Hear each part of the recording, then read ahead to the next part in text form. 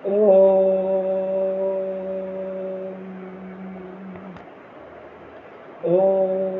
सहना भवतु सहना भुनक्तु सह वीर्यङ्करवावहै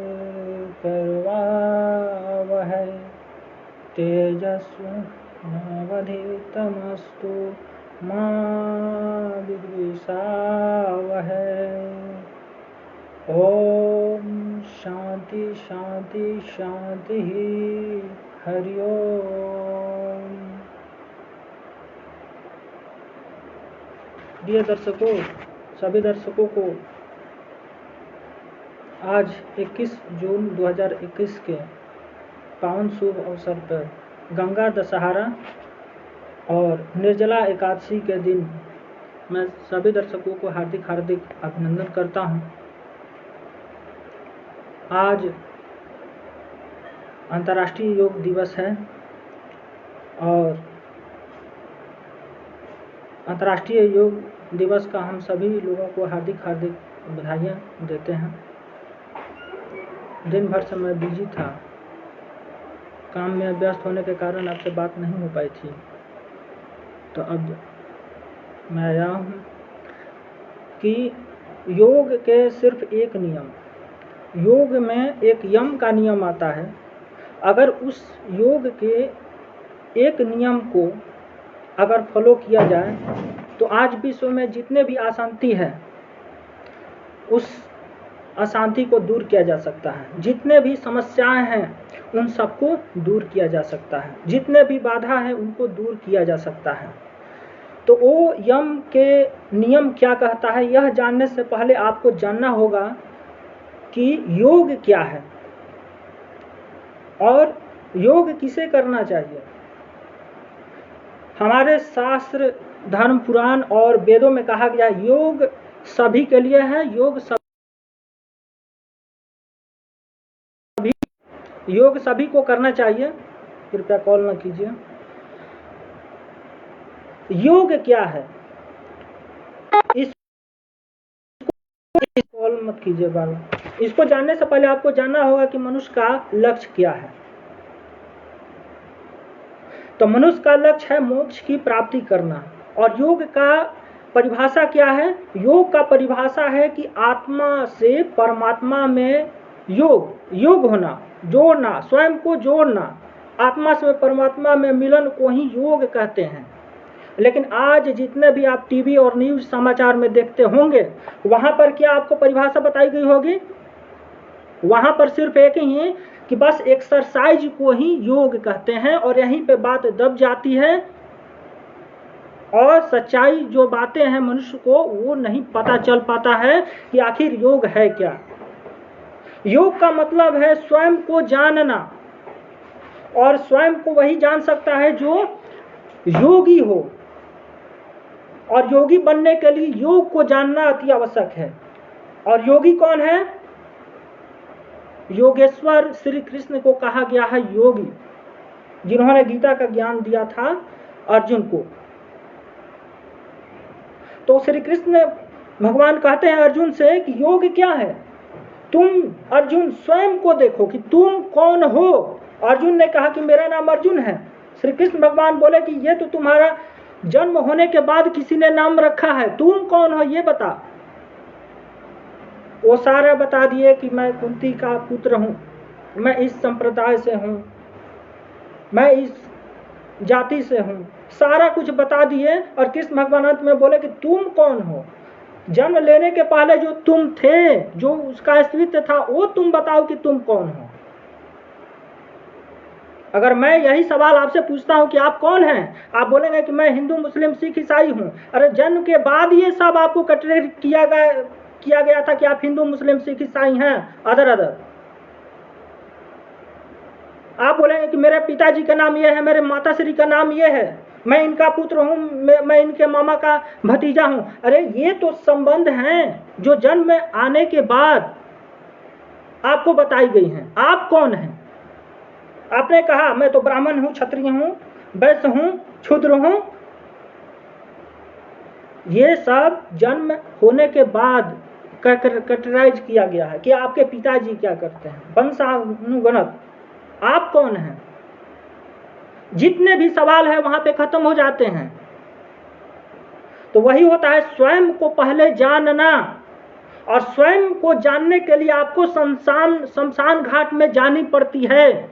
और जब वहां पे शमशान घाट में आप जाएंगे तो एक सवाल आपके मन में जरूर आता होगा कि यही वो लोग हैं जो आपको जला रहे हैं, जो उनमें, और जो जिस शव को जला रहे हैं उसमें किसी का मित्र होता है, किसी का भाई होता है, किसी का पिता होता है, किसी का पुत्र होता है। वो व्यक्ति तो मर गया, चल गया, उसके लाश को तो जला दिया, वो कौन था जिसने मरा। तो स्वयं को जानना ही योग है। और स्वयं कौन है वो साधना से ही जाना जा सकता है। अगर योग पे मुझे बोलना हो तो 8-10 घंटे भी लगातार मुझसे बुलवा, मुझे कोई आपत्ति नहीं है। लेकिन मैं सब कुछ समराइज करते हुए बहुत ही कम समय में आपको बताने का प्रयत्न कर रहा हूं कि सिर्फ योग के एक नियम का नियम है, उस नियम का नियम सिर्फ पालन किया जाए तो दुनिया के में जितने भी समस्या है उस सारे समस्याओं का समाधान हो सकता है। योग क्या है? योग से सृष्टि बनी है, योग से आकाश गंगा बनी है, योग से पृथ्वी बनी है, योग से ही तारे बनते हैं। बिना योग का कुछ भी संभव नहीं है और नहीं होता। अगर आपका जन्म भी हुआ है तो योग से ही हुआ है। मेरा जन्म हुआ या किसी पेड़ पौधा का जन्म हुआ, किसी चीज का पौधा हुआ, तो बिना संयोग किए हो नहीं सकता, बिना योग का वो होता नहीं है। तो उसका अस्तित्व क्या है? पौधे का अस्तित्व है बीज, लेकिन बीज तब तक पौधा नहीं बन सकता जब तक उसमें योग की क्रिया न हो, यानी रिएक्शन की क्रिया उसमें न हो, नहीं बन सकता। यही जानना है। संपूर्ण ब्रह्मांड, धरती, सब कुछ किससे बने हैं? सारे चीजों का मूल है मॉलिक्यूल्स। हमारे सारे आकाश गंगा ब्रह्मांड जितने भी बने हैं मॉलिक्यूल्स से बने हैं। तो मॉलिक्यूल किससे बने हैं? मॉलिक्यूल्स बनते हैं एटम से, लेकिन एटम भी किसी चीज से बनते हैं। तो आज क्या हमारे जो विज्ञान है वो बताते हैं कि मॉलिक्यूल्स बनते हैं, जो एटम बनते हैं वो न्यूक्लियस से बनते हैं। और उस तो न्यूक्लियस कैसे बनती है भाई? बिना संयोग का तो न्यूक्लियस बनेगा नहीं। तो हाँ, उसमें भी संयोग की क्रिया होती है, योग की क्रिया होती है। उसमें बताया कि प्रोटॉन न्यूट्रॉन होते हैं और उसका चक्कर लगाते हैं इलेक्ट्रॉन। ये कहां से? ये न्यूक्लियस बना कैसे? किस चीज से इलेक्ट्रॉन प्रोटॉन न्यूट्रॉन बने? तो ये बने क्वार्क से। लेकिन आज के जो वैज्ञानिक हैं उनका थ्योरी यहां से समाप्त बंद हो जाता है। इसलिए मैं कहता हूं कि वेद पढ़िए, ब्राह्मण ग्रंथ पढ़िए, तो आपको पता चला कि तारे का निर्माण कैसे होता है, आपको पता चला है कि सूर्य का निर्माण कैसे होता है, ब्रह्मांड का निर्माण कैसे होता है, प्रकृति का निर्माण कैसे होता है, ईश्वर क्या है, किसी भी जीव का निर्माण कैसे होता। हम ऐसे ही नहीं, हम कोई बंदर भालू नहीं थे जो पढ़ाया जाता है। पढ़ना पड़ेगा आपको, ब्राह्मण ग्रंथ पढ़ना पड़ेगा आपको, वेद पढ़ना पड़ेगा। अभी तो वैज्ञानिक सिर्फ इलेक्ट्रॉन प्रोटॉन न्यूट्रॉन पे घूम रहा है, लेकिन जब आप वेद और ब्राह्मण ग्रंथ पढ़ेंगे तब आपको पता चलेगा कि ब्रह्मांड कैसे बनते हैं, आकाश कैसे बोलते हैं, स्पेस वैक्यूम कैसे बनते हैं, सूर्य कैसे बनते हैं और ग्रह उपग्रह कैसे बनते हैं। एक एक चीज का आपको नॉलेज होगा। तो मैं बोल रहा था कि आज के वैज्ञानिक इलेक्ट्रॉन प्रोटॉन पे न्यूट्रॉन पे कहानी उनका खत्म है। किसी तरह से स्ट्रिंग थ्योरी आ गया जो बताते हैं कि क्वार्क से बने होते हैं, और उसमें भी मतभेद है, उनके पास थ्योरी नहीं है। आज के वैज्ञानिक के पास जो जितना भी टेक्नोलॉजी लेके आए हैं, आपको लगता है कि टेक्नोलॉजी वो दे के गए हैं, लेकिन वो टेक्नोलॉजी नहीं दे के गए हैं, क्योंकि जितने भी उनके टेक्नोलॉजी हैं सब प्रकृति के विपरीत हैं, प्रकृति के विपरीत काम करने वाले हैं। चाहे आप मोबाइल फोन जैसा हम यूज कर रहे हैं, आप कर रहे हैं, यह भी प्रकृति के विपरीत काम करती है। कोई भी टेक्नोलॉजी आज तक बनाया है दुनिया में, सब प्रकृति के खिलाफ ही बनाया है। चाहे आप गाड़ी चलाओ, ट्रेन चलाओ, जो कुछ भी, बिजली उत्पन्न करो, जो कुछ भी करो, सब सारे के सारे प्रकृति के विरुद्ध जा करके बनाए हैं टेक्नोलॉजी। तो हमारे ब्राह्मण ग्रंथ और वेद के पास क्या है, वो बताता है सूक्ष्मतम ज्ञान, और बताता है कि इलेक्ट्रॉन प्रोटॉन का जो निर्माण होता है वो योग से उत्पन्न होता है, और योग की क्रिया कौन करता है, क्वार्क करते हैं। यानी दो क्वार्क जब मिलेगा तभी इलेक्ट्रॉन प्रोटॉन न्यूट्रॉन की जन्म होती है। लेकिन क्वार्क भी नहीं है छोटा कण, क्वार्क से भी सूक्ष्मतम कण होते हैं जिसका नाम है छंद रश्मि। यानी छंद रश्मियों को मिलने से क्वार्क की उत्पत्ति होती है, वहां पर भी योग की क्रिया होती है। तो हमेशा देख लिए कि मूल कण क्या है।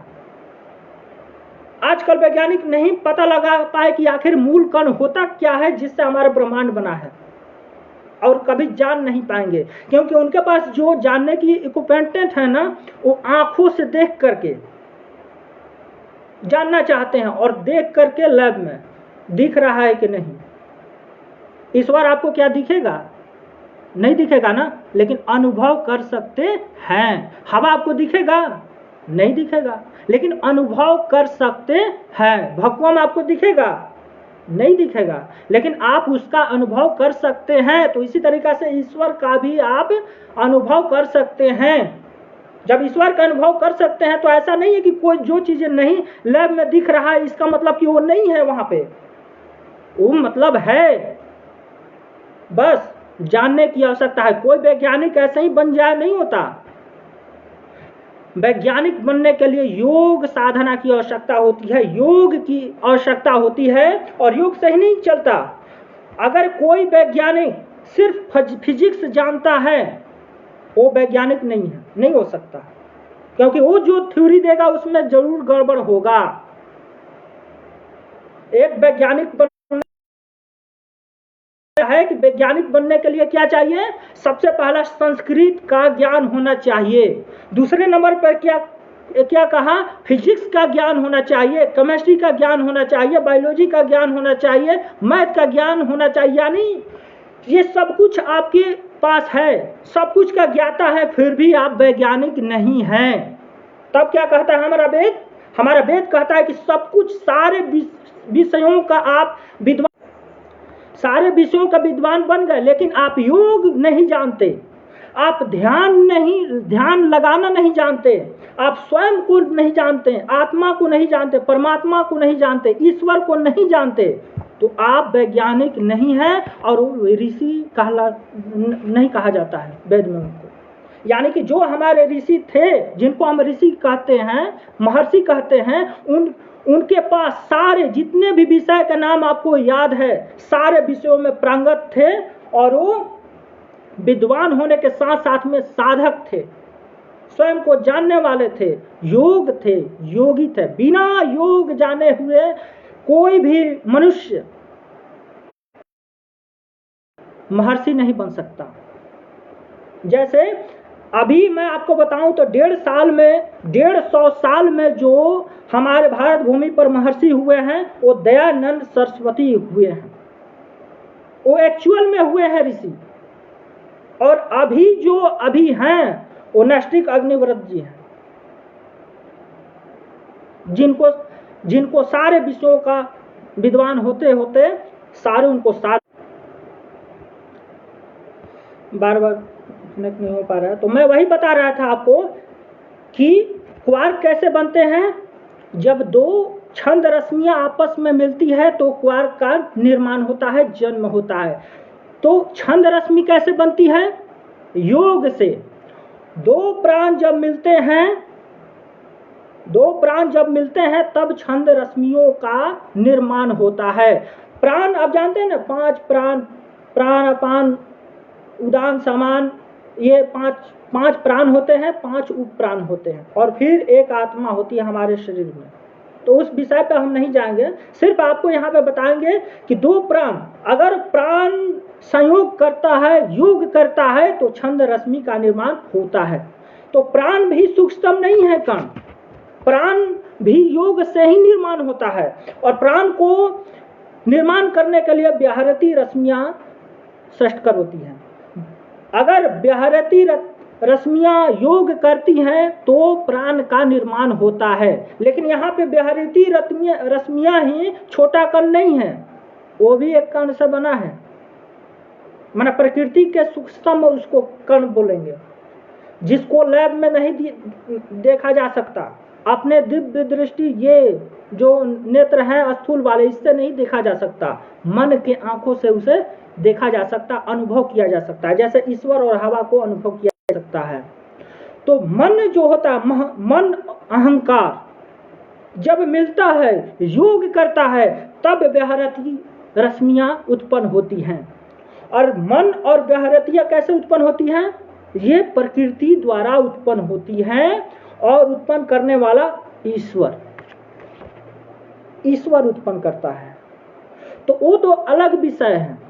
लेकिन हम क्या है कि आज विज्ञान के पास जितना टेक्नोलॉजी, नेटवर्क के प्रॉब्लम्स के साथ कट जा रहा है बार बार, तो मैं बोल रहा था कि आज वैज्ञानिक के पास क्या थ्योरी है, इलेक्ट्रॉन कैसे बना, इसके आगे आज के वैज्ञानिक के पास थ्योरी नहीं है, ना कोई सिद्धांत है।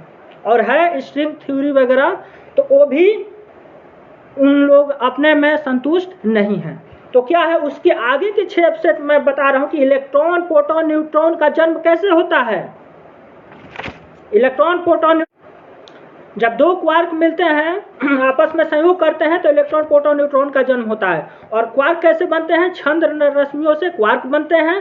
प्राण से छंद रश्मि बनती है, व्याहृति से प्राण बनती हैं, और मन और अहंकार से व्याहृति बनती है। और मन अहंकार का जन्म कैसे होता है? प्रकृति से होता है, ईश्वर के द्वारा होता है।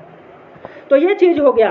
तो योग जानने की आवश्यकता है। जब इन छंद रश्मियों को आप जानेंगे, वैदिक रश्मियों को जानेंगे, तब आप पाएंगे कि पूरा ब्रह्मांड जो बना है छंद रश्मियों से बना है। पूरा सृष्टि का निर्माण जो हुआ है छंद रश्मियों से बना है। और जब ब्राह्मण ग्रंथ आप पढ़ेंगे तो एक एक चीज आपको समझ में आएगी कि तारे का निर्माण कैसे होता है। यह नहीं कि ईश्वर ने कहा हो जा, हो गया। सूरज को ऐसा नहीं किया ईश्वर ने, हो जा सूरज हो गया, नहीं। सबका आपको थ्योरी मिलेगा। आकाश का जन्म कैसे होता है, तारे का जन्म कैसे होता है, ब्रह्मांड का जन्म कैसे होता है, आकाश गंगा का जन्म कैसे होता है, और सृष्टि क्या है, प्रकृति क्या है, ईश्वर क्या करता है, कब करता है, कैसे होता है, प्रलय कैसे होता है, सारे चीज आप जान पाएंगे। तो मैं बोल रहा था योग बहुत ही गुण है, लेकिन आज क्या दिखा जा रहा है? बस एक्सरसाइज करो, यही योग है। तो ये जो बात कहने वाले हैं ना, वो अपना उल्लू से सीधे करने वाले हैं, खुद का व्यापार करने वाले लोग होते हैं ऐसे। तो मैं आपको बता दूं कि योग जो है, योग का कोई प्रकार नहीं है, योग का कोई प्रकार नहीं है। योग बहुत सारे हैं, योग बहुत सारे हैं। सनातन संस्कृति की परंपरा अनुसार 84 लाख योनियां होती हैं। तो 84 लाख आसन होते हैं सिर्फ योग के, ऐसा हमारे ऋषि महर्षियों ने बताया है वेदों में। तो 84 लाख तो सिर्फ आसन हो गए, योग के सिर्फ आसन हो गए 84 लाख। तो उसका कोई प्रकार नहीं है। लेकिन फिर भी इसको समझाने के लिए योग दर्शन है, कर्म योग है, ज्ञान योग है, ध्यान योग है, राजयोग है, काम योग है, बहुत सारे योगों का वर्णन हमारे ऋषियों ने किया है, जिसको आप पढ़ करके समझ पाएंगे कि योग आखिर है क्या। फिर भी अगर आप पढ़ना चाहते हैं तो राजयोग, राजयोग को कुछ लोग योग दर्शन ही कह देते हैं, जिनमें 195 सूत्र है। सबसे पहला नंबर में आता है योग दर्शन, जिसमें 51 सूत्र हैं, जिसमें समाधि पात्र आते हैं। दूसरा में अष्टांग योग, जिसको साधन पात्र कहा जाता है, उसमें भी 55 सूत्र हैं। तीसरा नंबर में आता है विभूति पात्र, जिसको माने साधन करने पे आपको फल मिलता है, जैसे मेडल मिलता है ना आपको, तो वैसे योग है, ये विभूति योग है, 55 सूत्र का है।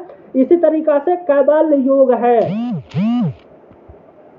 और वो बताता है कि मोक्ष की प्राप्ति कैसे होती है, ईश्वर की प्राप्ति कैसे होती है। तो ये चौथे स्तर का है, जिसमें भी मंत्र की संख्या 55 बताई गई है। तो कुल मिलाकर बहुत सारे योग हैं, लेकिन उस सारे योग में से सिर्फ एक योग का एक अंश लेंगे हम यम का, और आपको आपके सामने हम प्रूफ करके दिखाएंगे कि पूरे विश्व में जो भी दिक्कतें हैं, जो भी समस्याएं हैं, सिर्फ योग के यम के सिर्फ एक नियम के द्वारा हम सारे समस्याओं का समाधान कर सकते हैं। तो उसके लिए सबसे पहले अष्टांग योग, ठीक है। अष्टांग योग महर्षि पतंजलि द्वारा लिखा गया है, बहुत बड़े ऋषि थे। उन्होंने इस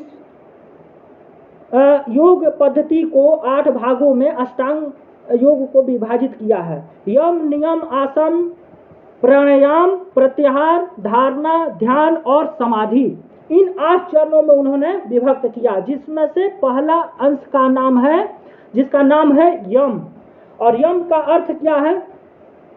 यम आप जानते हैं मृत्यु का देवता जिनको कहा गया है। तो यम किसे कहते हैं? यम के बारे में समझिए कि यम है क्या।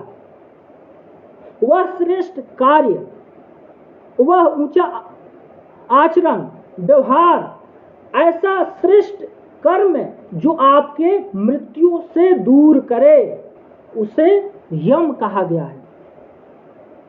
वैसा कार्य, वैसा शुभ कार्य जो आपको मृत्यु से दूर करे, उसको यम कहा गया है।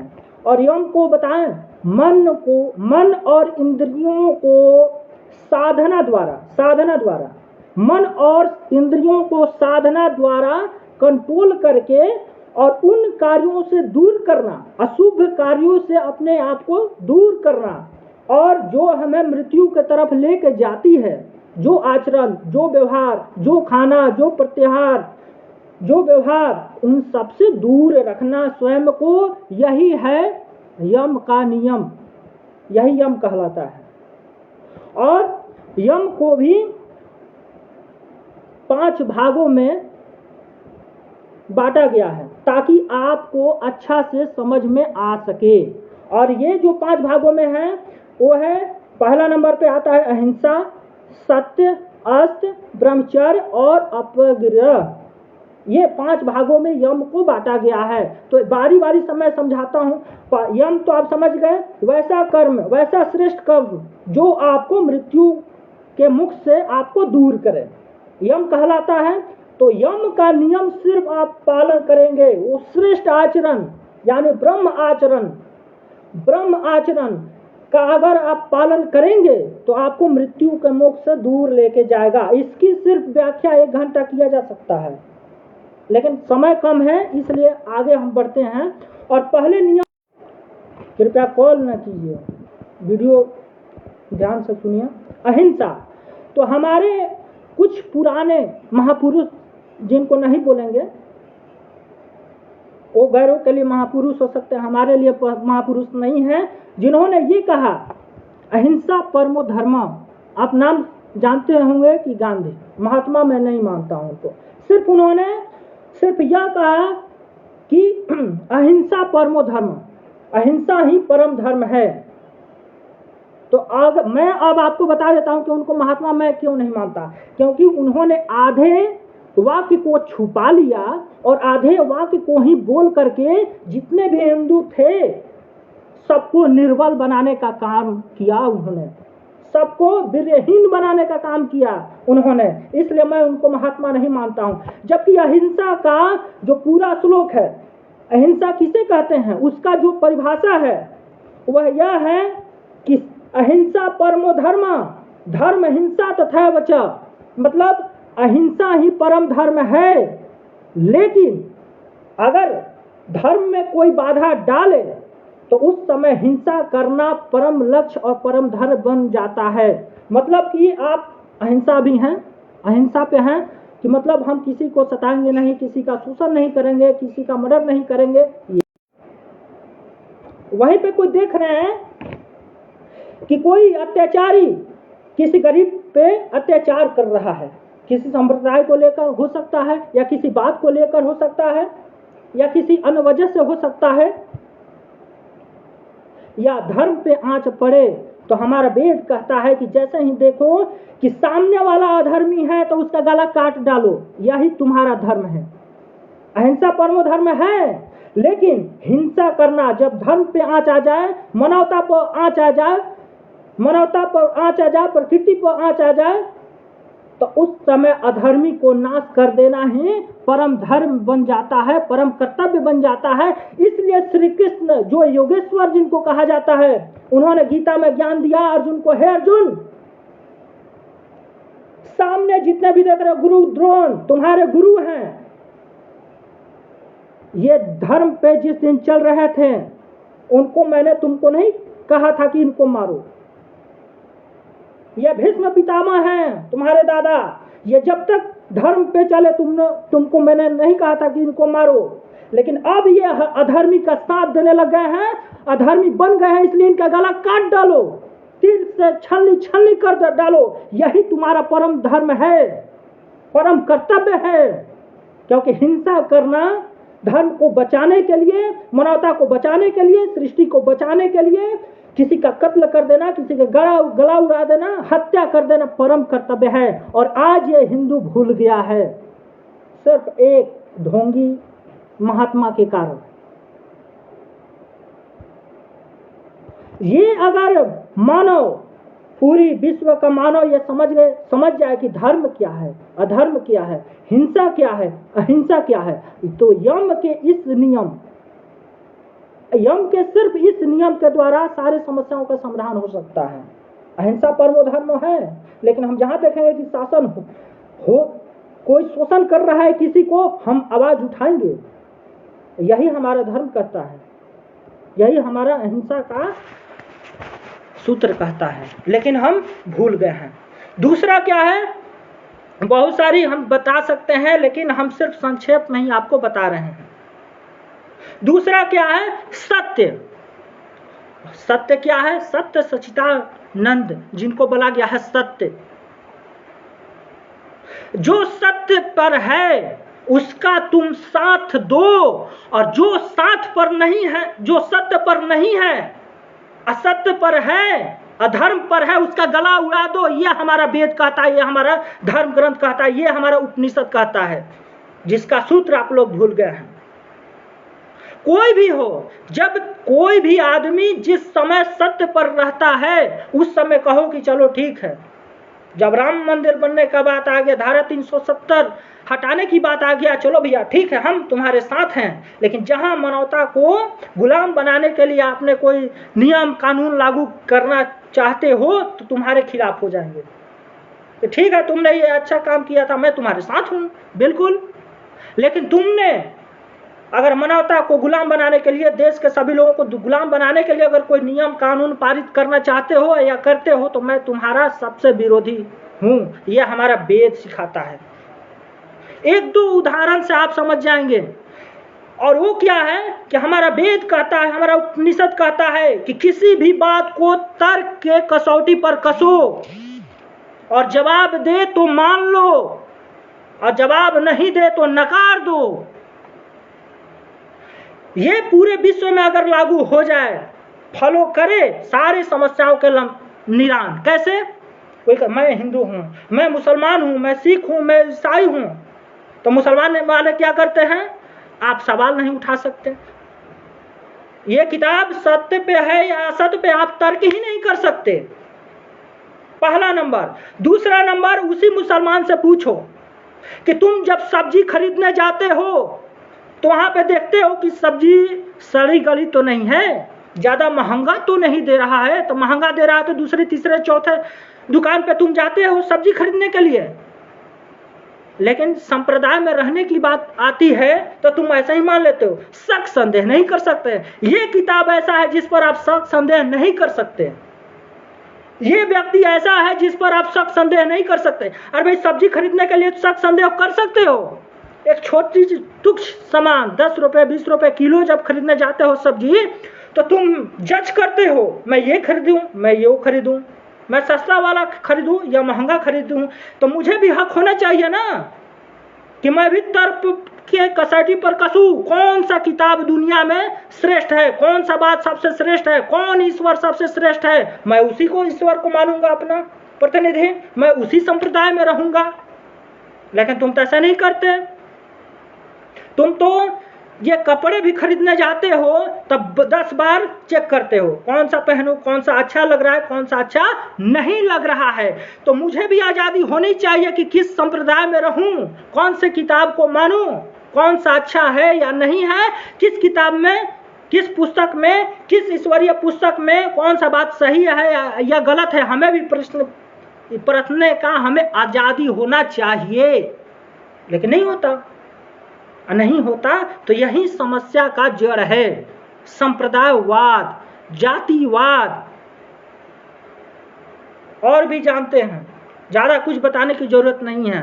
तो ये सत्य, अभी सत्य क्या है, पिछले साल 4 अप्रैल 2020 को मेरा जाकर वीडियो देखिए, मैं उसमें साफ साफ कहा था कि दुनिया में किसी भी तरह के वायरस को बनाने की दवा नहीं आज तक बनी है, और न भविष्य में कभी वायरस को मारने के लिए दवा बनाई जा सकती है। यानी वायरस को मारने के लिए कभी किसी प्रकार का दवाई नहीं बना है और नहीं बनाई जा सकती है। तब आप लोगों ने मेरा मजाक उड़ाया था, वैक्सीन आ गया, क्या मार रहा है कोरोना वायरस को, लगवा रहे हैं। तो वो क्या षड्यंत्र है, पूरा वीडियो में तो मैं बता चुका हूं। यहाँ पे सिर्फ मैं आपको सत्य की बात मैं बोल रहा हूं। जब कोरोना वायरस को नहीं मारता तब वैक्सीन आप लगाने के लिए मैंडेटरी क्यों कर रहे हो, कि जब तक तुम वैक्सीन नहीं लोगे हवाई यात्रा नहीं करने देंगे, जब तक वैक्सीन नहीं लोगे मैं रेल यात्रा नहीं करने दूंगा। अभी वो आ रहा है, वो चलता जाएगा। पूरा षड्यंत्र मैं वीडियो में बता चुका हूं, पहले ही मैं बता चुका था, जलवायु परिवर्तन होगा। आपने देख लिया कि गर्मी में किस तरीके से बरसात हो रही है, पूरे भारत में हो रहा है, सब जगह। वायु, क्लाइमेट जोन, जलवायु परिवर्तन, ऋतु परिवर्तन, सब चीज बता चुका हूं। भुखमरी, बेरोजगारी, सब चीज बता चुका हूं, 1.5 साल से बताते आ रहा हूं, जो भी चीज। तो आप सच्चाई पर नहीं है, आप कैसे कोरोना को महामारी सिद्ध कर दिए। महामारी एक्ट क्या है, अंग्रेजों ने बनाया था 1897 ईस्वी में, वही चल रहा है आज भारत में, वही चल रहा है। अंग्रेजों का बनाया हुआ कानून चल रहा है, अंग्रेजों का बनाया हुआ 35,735 कानून भारत में वैसे का वैसे ही चल रहा है। कुछ नियम अभी हाल फिलहाल 7-8 साल के अंदर में कुछ नियम को बदलाव किया गया है, खत्म नहीं किया गया है, बदलाव सिर्फ किया गया है। तो सत्य क्या है, सत्य को पहले जानिए। सत्य क्या, कोरोना का ये रहा वो रहा, आयुर्वेद को नहीं दिया गया कोरोना का मरीज को, नेचुरल पैथ को नहीं दिया गया, यूनानी पद्धति को नहीं दिया गया, सबके पीछे षड्यंत्र है। हम जिस संस्था से हैं, डॉक्टर विश्वरूप राय चौधरी, पिछले साल हम लोग एक साल में 500 से अधिक नाइस एक्सपर्ट पूरे भारत में कोरोना मरीज, 50,000 कोरोना मरीज को हम लोग ठीक किए थे, बिना पैसे का, बिना दवा का, बिना मास्क पहने हुए, बिना सैनिटाइजर का, बिना 1 रुपया खर्च किए हुए। और इस साल 5,000 से ज्यादा कोरोना पेशेंट को हम लोग ठीक किए हैं। अगर बात किया जाए मेरा, तो इस साल 10 अप्रैल से लेकर अभी तक कोरोना या फ्लू का कह लीजिए, कोरोना क्या है, फ्लू ही है, कोरोना और फ्लू का मैंने 89 मरीज हमने देखा, मेरे पास आया मेल डाटा। लेकिन उसमें से बहुत सारे लोगों ने कहा कि नहीं, पहले इलाज के लिए पैसा नहीं लेते थे, अब इलाज के लिए पैसा ले रहे हैं, इसलिए हम इलाज नहीं करवाएंगे। तो क्या हुआ, उन 89 में से 54 लोगों ने, 54 लोगों ने इलाज करवाया, जिसमें से 51 लोग ठीक हो गए, पूर्ण रूप से ठीक हो गए। मैं डाटा दे सकता हूं, एक का डाटा दे सकता हूं, या मेरे संस्था दे सकता है। और उसमें से 3 रोगी मारे गए, और वही मुख के अंदर गए जो मेरा बात नहीं माने और हॉस्पिटल में चले गए। तो जो हॉस्पिटल में 3 रोगी गए वो बच के वापस नहीं आए। मैं सबका डाटा आपको दे सकता हूं। तो जो एक साधारण सा फ्लू है उसके नाम पर आपने उसको महामारी घोषित करके ब्लैक फंगस आ गया तो रेड फंगस आ गया, जबकि कुछ नहीं है। और आजकल क्या है 2DG जो दवा लॉन्च किया गया है ये 3rd वेव लाने के लिए ही किया गया है, उसकी भी पूरी कहानी बता चुका हूं।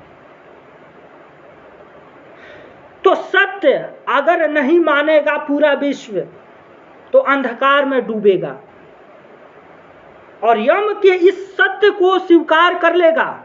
मैंने कहा था कि किसी भी वायरस को बनाने के लिए वैक्सीन नहीं बनाई जा सकती, और आज भी मेरा स्टेटमेंट है, कभी भी मेरा रहेगा। तो आप कहेंगे कि ये जो वैक्सीन कोरोना का चल रहा है ये क्या? तो वो जो सारे डॉक्टर हैं वो किसी के कठपुतली हैं जिसके हाथ में ऐसे मोड़ दिए जाते हैं और चलते जाता है। अगर मैं भारत का राजा होता तो मैं सवाल उठाता कि अरे कोरोना वायरस एक सिंपल सा फ्लू है जो 3 से 7 दिनों के अंदर अपने आप ठीक हो जाता है, थोड़े से 3 डेज फ्लू डाइट से ठीक हो जाते हैं।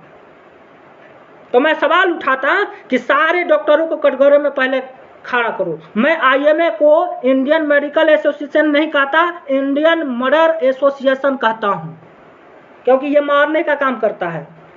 आपको बताया, अगर आपको ये पता चल जाए, मैं एक इंजीनियर हूं और मैं इंजीनियर से मुझे पता है कि वायरस को मारने के लिए किसी भी तरह का वैक्सीन बनाना संभव नहीं है, नहीं बनाई जा सकती, लेकिन आप नहीं जानते। क्यों नहीं जानते? क्योंकि जानने की जिज्ञासा नहीं है आप में। अगर जानते होते तो आपको भी पता होता ये बात। तो हम लोग वैक्सीन के खिलाफ हैं।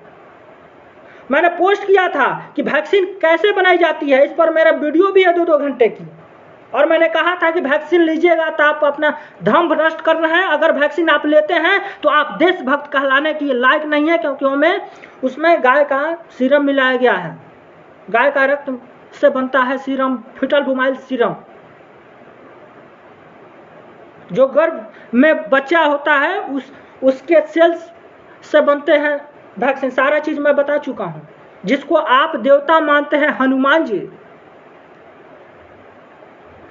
तो मंकी के किडनी सेल से बनता है वैक्सीन। सब चीज है। मैंने कुछ दिन पहले आपको शेयर किया था, आया था क्या कि गर्भवती गाय के गर्भ में जो बच्चा होता है उसको पंचर किया जाता है, उसमें रक्त निकाला जाता है, फिर उसका शोधन किया जाता है, और शोधन करने के बाद में बहुत सारी चीजें हैं उसमें से निकाला जाता है। अब ये बन गया फीटल बुमाइल सीरम, जिसका उपयोग किया गया है वैक्सीन बनाने में। और लास्ट में कहा गया कि चूंकि सारे तत्वों को निकाल दिया गया, इसलिए हम लोग कह सकते हैं कि गाय का सीरम तो नहीं मिला है, गाय का रक्त तो है ही नहीं। तो मैंने एक सवाल लिखा था, और सवाल कि जो हम चावल खाते हैं, तो चावल जब हम खाते हैं तो हम कहेंगे कि उसमें धान का अंश है। तो आप कहेंगे धान का अंश कैसे हुआ? धान का पौधा है, अब धान के पौधों में से धान निकलेगा, तो उसको आप काट दीजिए, पीट दीजिए, खन दीजिए, या मिल में कूट दीजिए, या पानी में भिगो दीजिए, या जला दीजिए, या भात बना दीजिए और खा लीजिए। आखिर तो आपने धान ही खाया ना, आखिर तो आपने धान ही खाया। उसी तरीका से अगर गाय का रक्त है तो उसमें से कितना भी कुछ भी फिल्टर कर लिया जाए, आपने तो गाय का रक्त मिला हुआ ही वैक्सीन लिया ना। सिंपल साधारण सी बात है, समझने वाली बात है। लेकिन ये बात समझने के लिए बुद्धि चाहिए, व्यक्ति भक्ति नहीं चाहिए। तो बुद्धि क्या है, गिरवी रखा। इतने दिनों से मेरा वीडियो क्यों नहीं आ रहा था? मैं इसी पर शोध कर रहा था, और आज मुझे पता चला कि दुनिया में 99.99% अधर्मी व्यक्ति जन्म लेते हैं। भले इस पर मुझे गाली दीजिएगा आप, लेकिन यह सत्य बात है। मैंने साधना के द्वारा, पढ़ाई के द्वारा सब कुछ करने के बाद में, शोध करने के उपरांत मैंने पाया है कि आज दुनिया में 99.999% अधर्मी लोग ही पैदा होते हैं, पैदा ही अधर्मी होते हैं। तो आप कैसे एक्सपेक्ट कर सकते हैं कि वो सत्य के लिए रास्ते पे खड़े आ सकते हैं? लॉकडाउन के विरोध में वो खड़े हो सकते हैं, सैनिटाइजर के विरोध में खड़े हो सकते हैं और वैक्सीन के विरोध में खड़े होते हैं। मैं साक्ष्य हूं कि मैंने जितने मरीज को ठीक किए, सबसे पहला कहता हूं नियम, मास्क मत पहनना, सैनिटाइजर का प्रयोग मत करना, सोशल डिस्टेंसिंग का पालन भी मत करना। सबसे पहला नियम जरूरी समझाता हूं, फिर डाइट प्लान देता हूं, उसके बाद। और जितने मरीज आए 3 को छोड़कर सारे के सारे ठीक हो गए, और वो 3 मरीज जो मेरा बात नहीं माने हॉस्पिटल में गए, वहीं स्वाहा हो गए। यानी यम का नियम उसने पालन नहीं किया। मैंने कहा था कि यम के नियम पालन करो, वेद के अनुसार मैंने कहा कि यम के नियम पालन करो, उसने नहीं किया, गया, खत्म हुआ। तो आगे बढ़ते हैं। इसके बाद वाला जो है अस्त, मतलब आज के विद्यालयों में और लोग क्या कहते हैं, चोरी मत करना, बस हो गया अस्त। लेकिन नहीं, वही बोल रहे हैं ना कि योग के असली मतलब को छुपा दिया गया, सिर्फ एक्सरसाइज को ही बता दिया कि योग है। उसी तरीके से अस्त को बताया गया कि लूटना नहीं किसी को शोषण नहीं करना और किसी को सताना नहीं।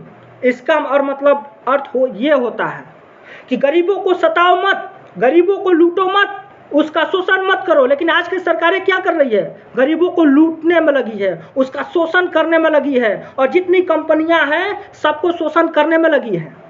तो ये यम का जो चौथा नियम है अस्त, कि शोषण मत करो, और शोषण कोई करता है उसके विरोध तुम खड़ा हो जाओ, और जो शोषण करता है, बार बार करता है, नहीं मानता, उसका गला सर से उड़ा दो। ये हमारा वेद कहता है, पूरा ये हमारा उपनिषद कहता है। अगर ये नियम आप पालन करेंगे, कोई देश अगर पालन करेगा यम के ये चौथा नियम, सिर्फ यम का, तो विश्व गुरु बन सकता है और उसे दुनिया में जितने भी प्रॉब्लम है ये सॉल्व हो सकता है। शोषण नहीं होगा तो सभी लोग सुखी होंगे, लूट मार नहीं होगा तो सभी लोग सही होंगे, किसी भी तरह का दिक्कत नहीं होगा समाज में, परिवार में, देश में, कहीं भी। और वसुदेवम कुटुंबकम का जो थ्योरी है वो लागू हो जाएगा सब जगह और हम अच्छे हो जाएंगे। तो बहुत ही संक्षेप में बता रहा हूँ, वैसे एक एक शब्द पे मैं 1-1 घंटा बोल सकता हूँ। तो इसके बाद जो चौथा नियम है वो ब्रह्मचर्य का है। और ब्रह्मचर्य का मतलब क्या है, बस आजकल यही समझा दिया गया कि जो साधु महात्मा होते हैं वही ब्रह्मचर्य, बस यही सारा परिभाषा उल्टा पलट करके इन्होंने रख दिया, जबकि वो मतलब होता ही नहीं है। ब्रह्मचर्य का मतलब ब्रह्म आचरण। ब्रह्म कौन है, श्रेष्ठ, श्रेष्ठ क्रिएटर, इंजीनियर, अभियंता, यानी कि जो क्रिएट कर सकता, ब्रह्म देवता, मतलब श्रेष्ठ। श्रेष्ठ आचरण को धारण करना ही ब्रह्मचर्य कहलाता है। और श्रेष्ठ आचरण क्या है, श्रेष्ठ कर्तव्य क्या है, श्रेष्ठ कर्म क्या है, ये गीता में बताया गया सारा चीजें। श्रेष्ठ आचरण सिर्फ एक चीज प्रमाणित करने के लिए ही सिर्फ गीता का निर्माण हुआ। श्री कृष्ण भगवान का है कि श्रेष्ठ आचरण करो अर्जुन, तुम ब्रह्मचर्य का पालन नहीं कर रहे हो, मैंने श्रेष्ठ आचरण का पालन नहीं कर रहे हो। अगर श्रेष्ठ आचरण का पालन करोगे तो उसमें साफ कहा गया है कि धर्मी बनो, धार्मिक बनो और धार्मिक बनाओ। अगर दूसरा धार्मिक नहीं बन रहा है, अगर धर्मी नहीं बन रहा है और धर्म कर रहा है, उसका गला उड़ा दो। इसलिए तुम ब्रह्मचर्य का पालन करते हुए सामने जो भीष्म पितामह है, जो अब अधर्मी बन गया है, इसको छलनी कर दो। यह दुश्मन है तुम्हारा। अब बताइए ना, अपने ही दादा को दुश्मन कह रहे हैं, अपने ही गुरु को दुश्मन बता रहे हैं, द्रोणाचार्य को। जरा सोचिए, समझिए कि इसका अर्थ क्या है ब्रह्मचर्य का, श्रेष्ठ आचरण करना। अगर ये पूरे विश्व के लोग अगर श्रेष्ठ आचरण करने लगे, यानी बुरा नहीं करना है, बुरा नहीं सोचना है किसी के बारे में, तो किसी का शोषण नहीं होगा और इस पूरी दुनिया में किसी लड़की का बलात्कार नहीं होगा,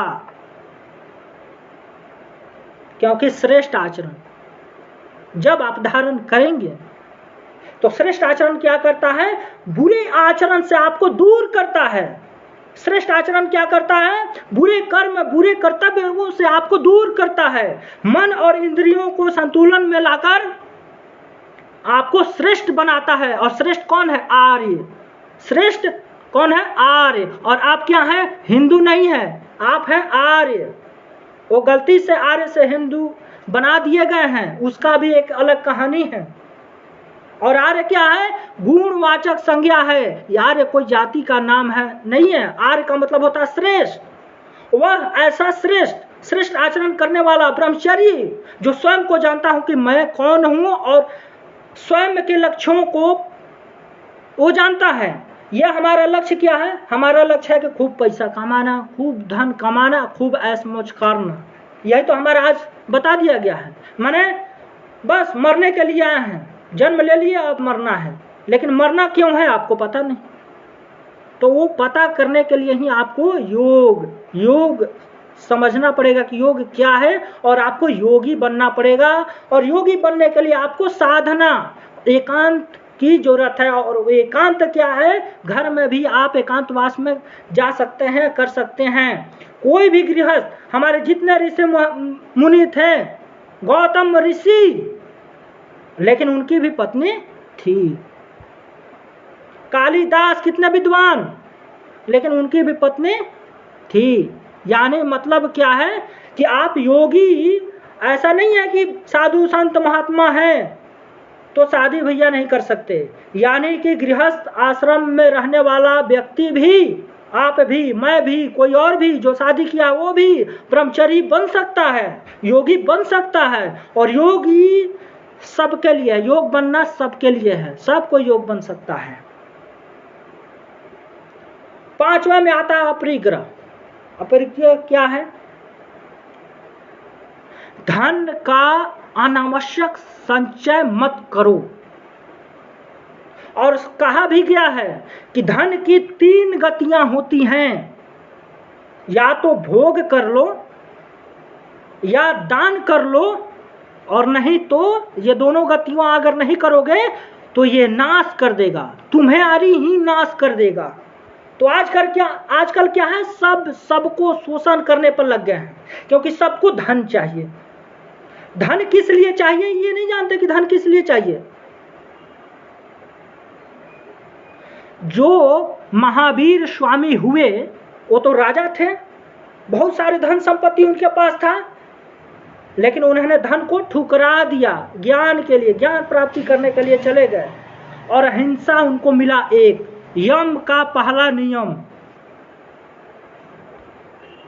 एक मिनट। यम का पहला नियम अहिंसा को उन्होंने अपनाया। सिर्फ पहला नियम, यम के पहला नियम को उन्होंने अपनाया और बन गए महावीर स्वामी, जिनको भगवान हम मानते हैं और पूजते हैं, सिर्फ यम के एक सूत्र को पालन करने से। महात्मा बुद्ध क्या थे?